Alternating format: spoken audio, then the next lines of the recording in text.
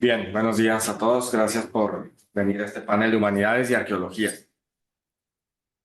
donde tenemos la participación de dos especialistas muy importantes, el maestro Bertrand Lobjois y el profesor Alejandro Hinojosa. Primero, el profesor Bertrand Lobjois nos va a hablar sobre de piedras, de plumas y de escamas, representaciones de la serpiente emplumada en el Valle de México durante el posclásico tardío. Voy a leer un breve currículum del profesor Bertrand. Él es profesor asistente del Departamento de Humanidades de la Facultad de Educación de Humanidades de la UDEM.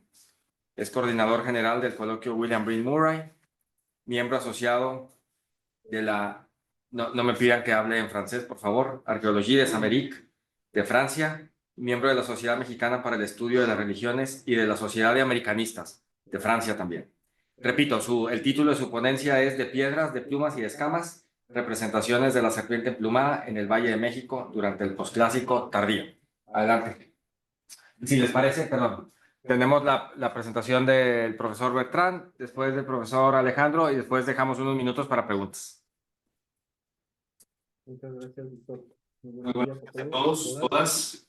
Agradezco a los organizadores del coloquio, segundo coloquio de Humanidades, haber aceptado esta propuesta de ponencia que básicamente es un recuento de mi proyecto de tesis doctoral que estoy preparando bajo la dirección del doctor Guillaume Olivier, que se encuentra en la UNAM, y de la doctora Brigitte Foya, que se encuentra en la Universidad París 1 a Panthéon-Sorbonne.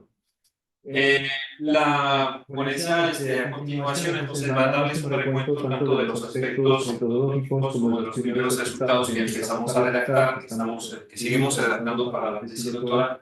Y bueno, espero que sea de su interés y de su agrado.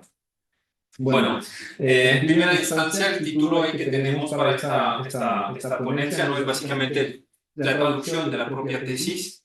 Es una manera también de comentar el nombre de Quetzalcóatl por otra manera que no sea el nombre Quetzalcóatl directamente. Y van a ver que a menudo, en vez de utilizar un nahuatlismo, que es justamente la palabra Quetzalcóatl, voy a utilizar más bien palabras castellanas que son quizás un poco más neutras, aunque pueden ser también hasta cierto punto etnocentrizadas, ¿no?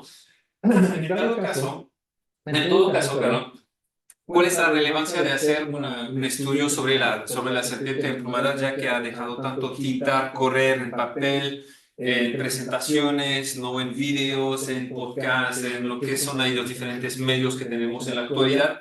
Porque básicamente, pues parecía que pues, se puede haber dicho absolutamente todo y nada a la vez sobre justamente Quetzalcóatl, ¿no? Entonces, ¿cuál es ahí el afán? Lo que falta de plano es un estudio que realmente integre un poquito todo lo que se ha hecho acerca de la serpiente emplumada, tanto desde los documentos etnohistóricos, tanto escritos por frailes religiosos del siglo XVI, del siglo XVII, también toda la cuestión de la información reportada por los propios descendientes de nahuas, de lengua náhuatl, y eventualmente material arqueológico. Todo ha sido tratado de manera un poquito separada y no hay como que una visión que integre todo este material, tanto iconográfico como textual. Entonces, lo que planteamos ahí también como manera de estudiar la serpiente emplumada es rebasar ciertas preconcepciones que hay de la serpiente emplumada, que son visiones meramente historicistas, que plantean a Quetzalcóatl como personaje histórico que fue eventualmente romanticizado por los propios grupos indígenas o por los propios frailes, pero que también vaya más allá de una visión que sea ritualística, es decir, explicarlo todo desde un punto de vista de la religión. Entonces, lo que plantea como hipótesis de trabajo, o más bien pregunta de investigación que se puede hacer acerca de la serpiente emplumada, es que tanto los diferentes usos que tenemos de la serpiente emplumada, en particular en cuestiones escultóricas, tienen que ver también con pues la cuestión de la ritualidad, la cuestión ahí de la semejanza, de la apariencia de la serpiente emplumada, y tratamos de circunscribirlo en un ámbito específico que es básicamente el Valle de México durante el posclásico. En unos segundos les voy a comentar un poquito más acerca de este contexto geográfico e histórico a la vez, ¿no? Pero no tenemos, por ejemplo, en este marco, un catálogo razonado, una base de datos, además que vaya a detallar un poquito toda la información en relación con esas imágenes de la serpiente emplumada. Igual, tampoco tenemos un cuestionamiento de fondo sobre lo que es la composición de esas imágenes, qué rasgos pueden compartir esas imágenes más allá de lo que es tener una serpiente en plumas que más acompaña justamente este corpus iconográfico. Y también hay una pregunta de fondo más relevante aún, que es la cuestión del carácter agencial de las esculturas en general para los pueblos mesoamericanos, pero en particular para la serpiente emplumada, es lo que nos interesa. Y ver, en dado caso también, cuál es el papel que tiene la serpiente emplumada en representaciones que ya son de orden arquitectónico, ¿no? Entonces, ver cómo todo este aparato iconográfico se integra a un discurso que es a la vez cívico, que es político, pero a la vez también religioso. Dicho eso, pues ahí tenemos una revisión, lo que planteamos es ver la revisión de la agencia de la serpiente emplumada, cosa que no se haya planteado hasta el momento, tomando en cuenta una teoría de la antropología del arte que vamos a comentar a continuación.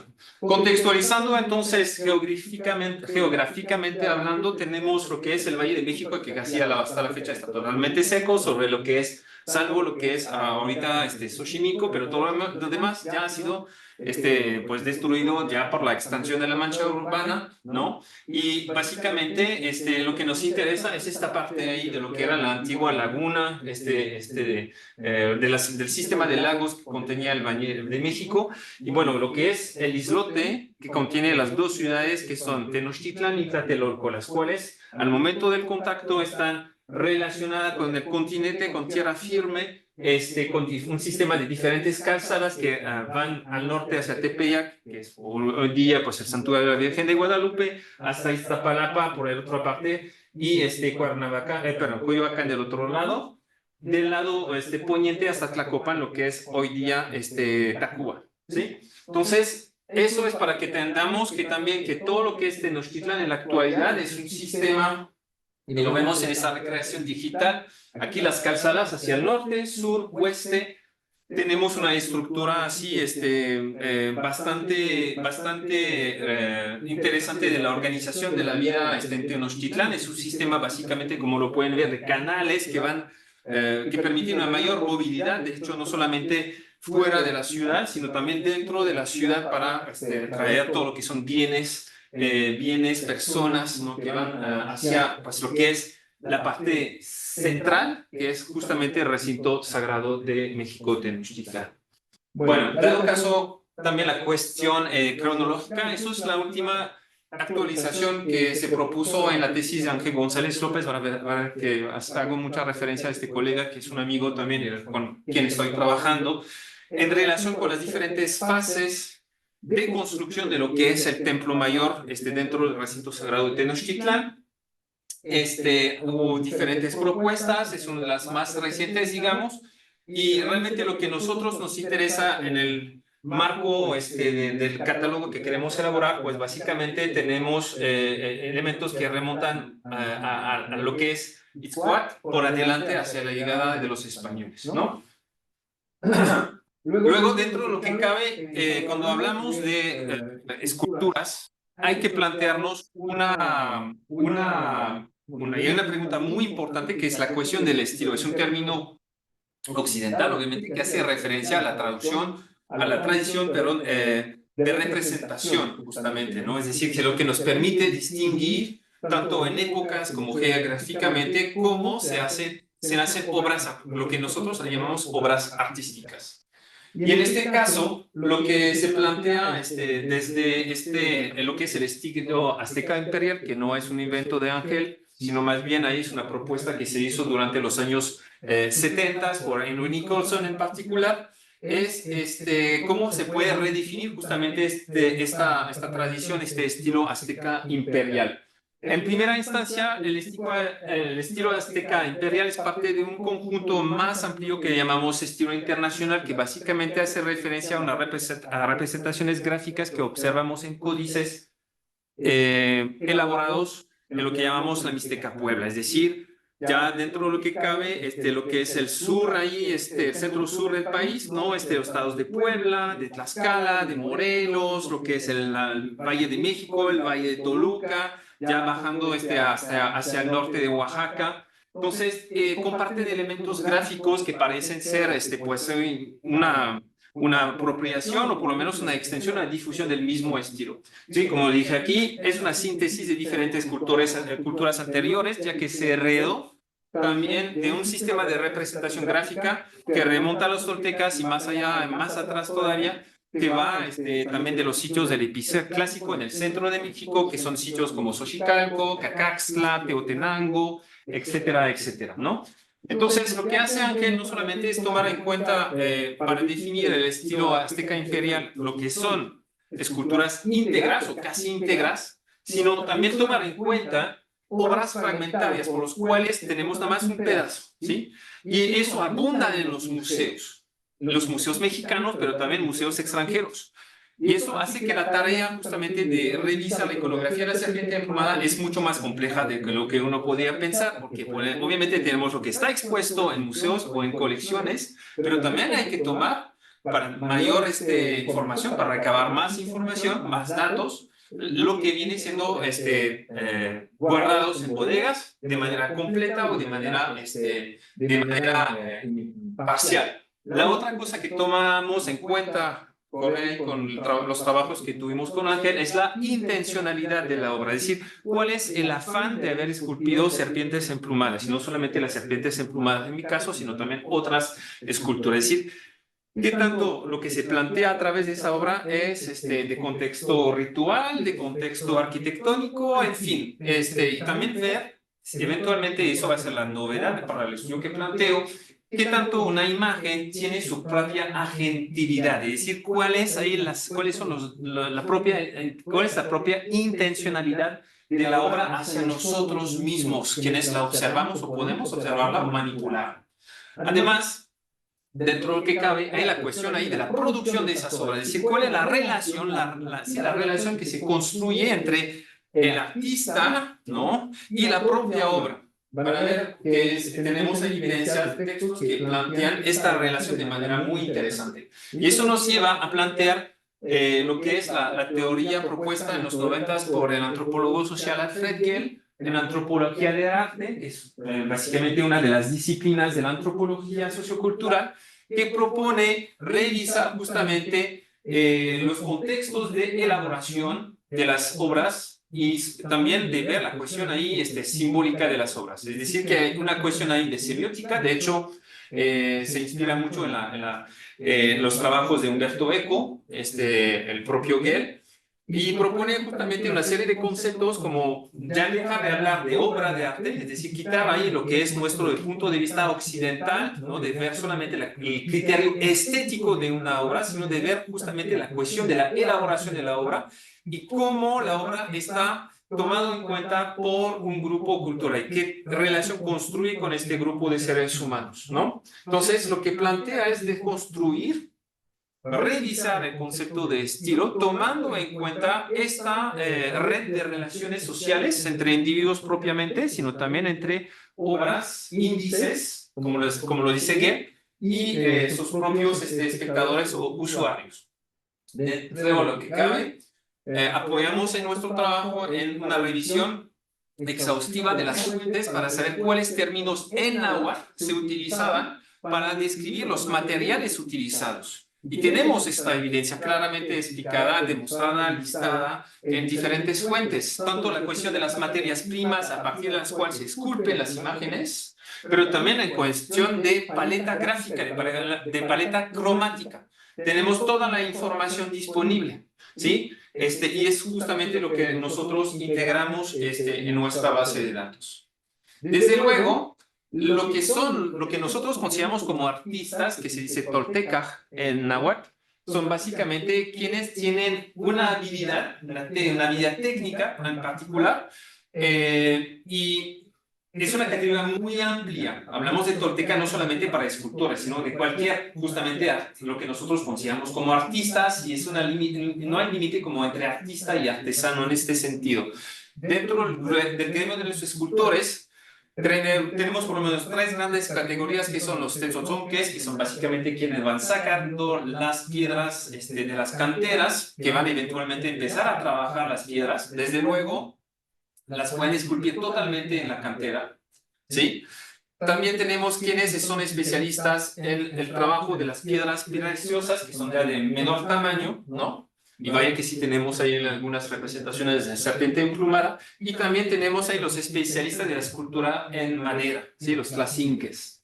Todo eso viene en las fuentes, en particular Códice Mendocino, en Sahagún, la historia general de las cosas de Nueva España, pero para entender este papel de los escultores tan importante, porque sí realmente pueden ser de hecho, hasta financiado por el propio Estado mexica, ¿no? Por el propio Tlatoani, puede estar ahí pegadito ahí a la casa de Moctezuma, al Palacio de Moctezuma, para poder trabajar en el momento que se necesitaba, ¿no? Y es más, si faltaba la mano de obra, se iba a buscar especialistas en zonas aledañas al lago bueno, lo que es el Valle de México, o más allá, desde zonas que tributan a Tenochtitlan.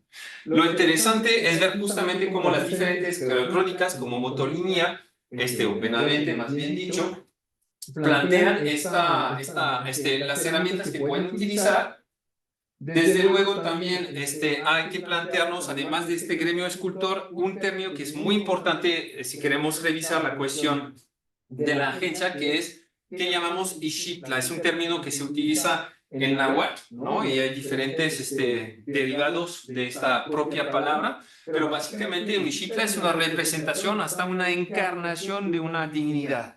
Entonces, esta encarnación se puede representar por medio de una escultura o puede ser encarnada por un propio ser humano con la vestimenta ritual correspondiente, ¿sí? Y va a desempeñar el mismo papel dentro de procesiones, de rituales, representando a la propia divinidad.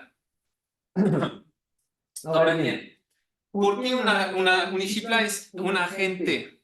¿Qué es su papel en esta red social entre obra y los que pueden ver o eventualmente manipular este índice, esta obra? Bueno, primero, los escultores ahí van a tener este papel muy importante de elaborar, de preparar justamente la obra, de elegir la materia prima. Se hace cantos al momento de elaborar la imagen. También tenemos la cuestión de la elaboración propiamente dicha y de esculpir la piedra, de armarla, ¿sí? Y ahí se presenta al escultor como alguien que está modelando la imagen, pero que está poseído por la propia divinidad. Esta persona básicamente está guiada, está endiosada, ese término que se utiliza en náhuatl, ¿sí? Entonces se convierte en un representante de la propia divinidad que está, pues, esculpiendo, ¿no? Y bueno, dentro de lo que es importante también para darle la vida al escultor, el tolteca es quien da la vida, activa la escultura también. Y ahí pasa por una serie de diferentes rituales, entre ellos pues insertar una piedra verde, que es una piedra representando la vida, y se le pone una oquedad ahí que tiene justamente en el pecho al nivel del corazón, ¿sí? Dentro de las cosas que podemos comentar, ya hablando propiamente de Quetzalcóatl, tenemos ahí evidencias del papel activo que tiene Quetzalcóatl directamente sobre los escultores, es decir, ahí endiosando a los escultores para que lo vayan representando, o también como Ixitla, ya como un ser humano que va procesando, que va haciendo procesiones, que va haciendo rituales, y con las propias, la propia ornamenta de Quetzalcóatl. Es más, también tenemos imágenes que son efímeras, totalmente efímeras. No solamente tenemos imágenes de Quetzalcóatl que están en piedra o en madera, sino también hay la cuestión de imágenes hechas de masa de tzoali. El tzoali es básicamente amaranto molido, moldeado a mano para representar una divinidad, un animal, etcétera, etcétera. Y tenemos en el Códice Florentino una representación, por ejemplo, de lo que son los pictotones, que son básicamente dioses de la lluvia, pequeños dioses de la lluvia, y dentro de esos dioses de la lluvia lo que se llama Quetzalcóatl, ¿sí? Y tenemos esta idea de masa de tzoali preparada en este fragmento justamente que tenemos del Códice Florentino. Y bueno, Y dando la la cuestión cuestión ya, ya, avancemos como a la cuestiones cuestión es ya ya más, más, más tangible, ¿no? Más duraderas. Tenemos en el Calmecac, o por lo menos uno de los Calmecac de Tenochtitlán, quizás el principal que se encontraba frente a la pirámide doble de Tlaloc Huitzilopochtli. Tenemos este testimonio de la presencia de una imagen de Quetzalcóatl en el Calmecac, un lugar que normalmente es patronado, entre comillas, o que tiene como dios patrón justamente a Quetzalcóatl, porque aquí se preparaba la élite justamente náhuatl mexicano en particular. ¿Sí? Entonces, recordando que las divinidades, y eso nos cuesta mucho como occidentales, para los propios grupos nativos, una divinidad puede asumir totalmente papeles totalmente opuestos, una iconografía con elementos totalmente opuestos. Es lo que Alfredo López Austin llama opuestos complementarios, ¿no? Es decir, que una divinidad, Teot, puede, en ese sentido, combinar diferentes elementos, fusionar.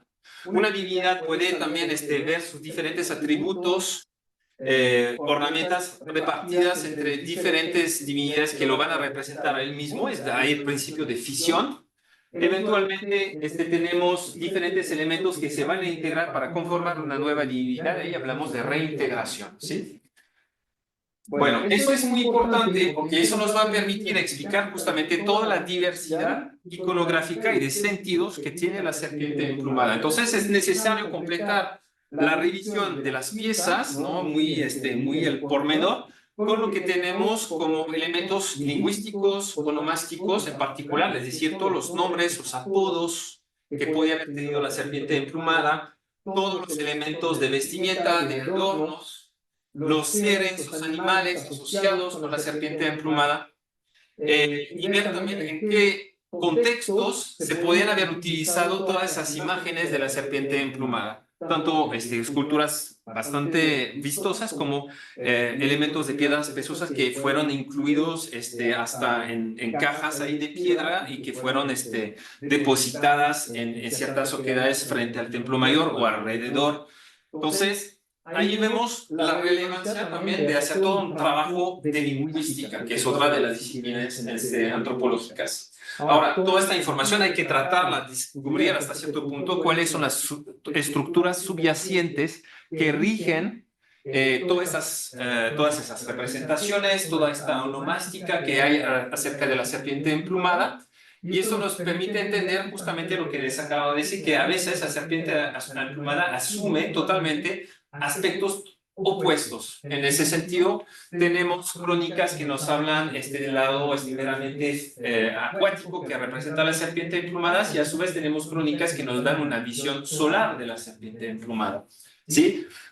Toda la cuestión ahí de la ritualidad relacionada con los orígenes de la vida, el origen del poder, la transmisión del poder, la misma legitimación del poder que representa la serpiente emplumada, su relación con las diferentes formas de ofrendas, en particular el origen del autosacrificio, también la presencia contradictoria también según las fuentes de Quetzalcóatl en sacrificios de animales, en sacrificios humanos, en particular sacrificio infantil, sacrificio de adultos, obviamente. Entonces, todo eso nos permite rebatir un poquito ahí los naipes al momento de ver lo que es una visión quizás estereotipada de lo que tenemos de Quetzalcóatl, ¿no? Aquí en Aquí, este ejemplo, porque me dijo es mucha teoría, pues que pues concretamente tenemos tenemos aquí un par de lápidas que se encontraron en el Templo Mayor, que es el Coachalpan. Coachalpan es el lugar por donde pasaban básicamente las víctimas a venir de sacrificio humano. Tenían ahí que pasar por esta piedra antes de subir los escalones que llevaban hacia el templo de Huitzilopochtli. Y este lugar está mencionado en las crónicas como un lugar justamente para, se dice, entrar a la arena. Es el lugar donde uno entra en la arena. Entonces es cuando justamente se trata de llegar a ser sacrificado. Luego tenemos todas esas cabezas monumentales. Esta de aquí se encuentra aquí en Monterrey, en el Museo de Historia Mexicana, por si la quieren ver. Y las podemos comparar con otras cabezas que se encuentran en Ciudad de México, ya integradas directamente en la arquitectura reinal, ¿no? Recicladas como aquí en este caso, como base como de columna.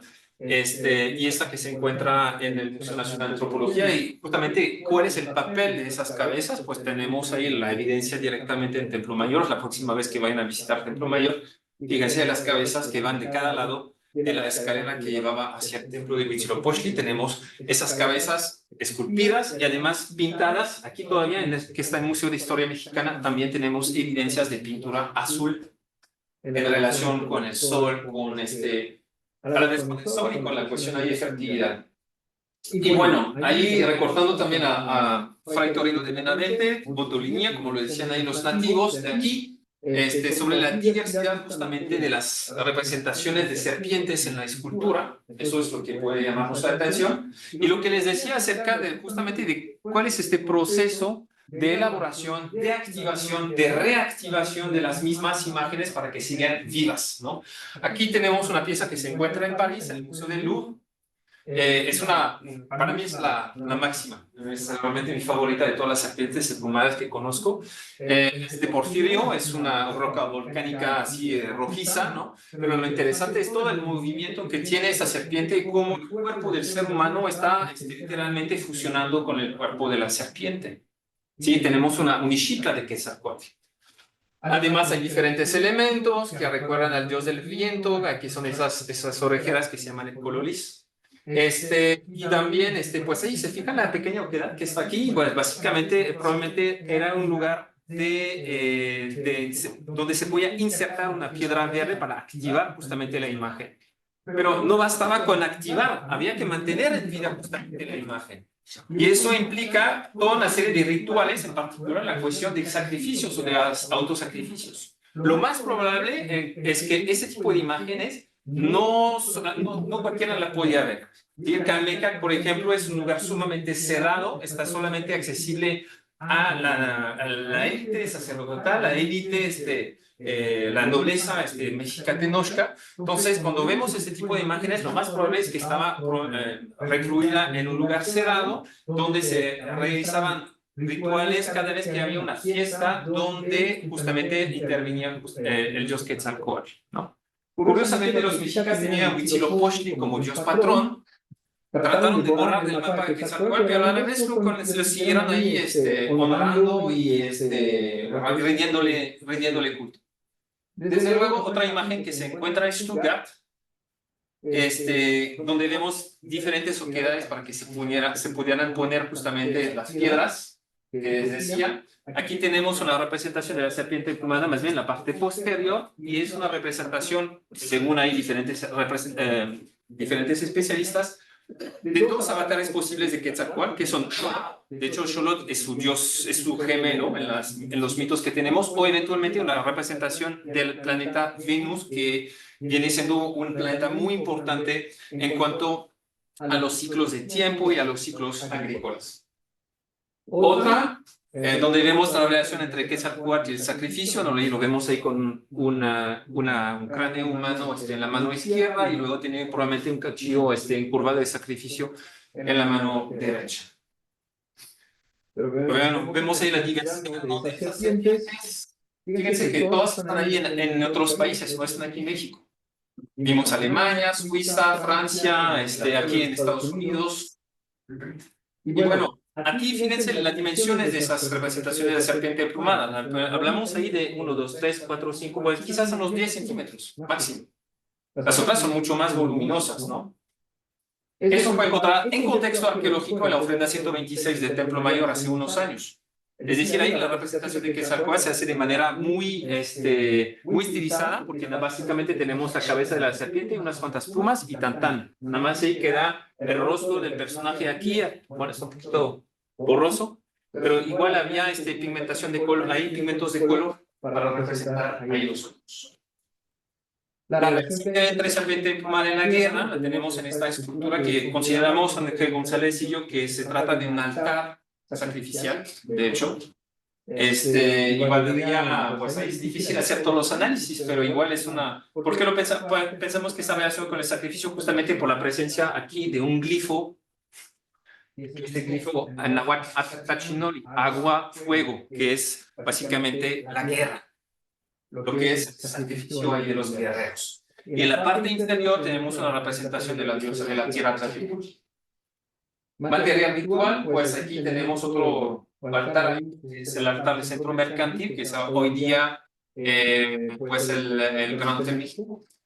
¿Sí? Tenemos esas frisas de serpientes emplumadas que se plantean como representación de la bóveda celeste. Tenemos este Xochicalli, o vasija sagrada, vasija del águila, donde se ponían básicamente los corazones de las personas, de los animales sacrificados.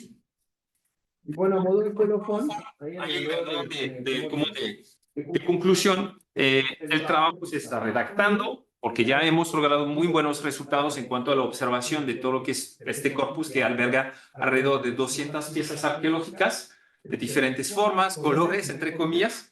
Y bueno, si en dado caso quieren ahí saber más acerca de estos temas, aquí unas cuantas referencias de las que utilicé ahorita para esta presentación. Pues muchísimas gracias.